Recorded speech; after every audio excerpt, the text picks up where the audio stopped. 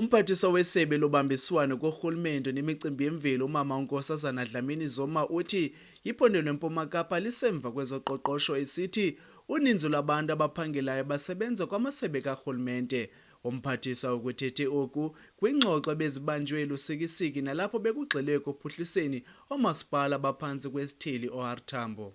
There aren't many economic activities outside government, provincial and the municipalities.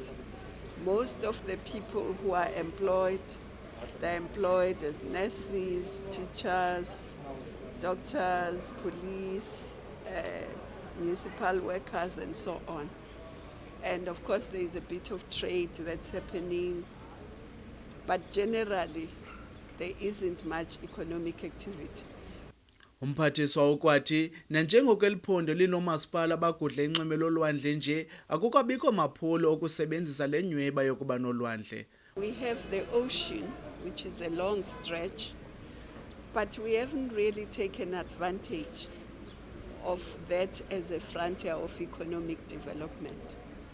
So that's why one of the presenters in the round table was talking about the ocean, because we think it's a very important asset. Umphathiswa Nkosazana Dlamini Zuma uthi wanelisekile zizicwangciso zokuphucula oomasipala besisithili nezithe zadakacwa phambi kwakhe. I don't think this was a talk shop. We have reached some agreements. For instance, with the Commission for Water Research, we have agreed that we are going to have an MOU and work with them closely.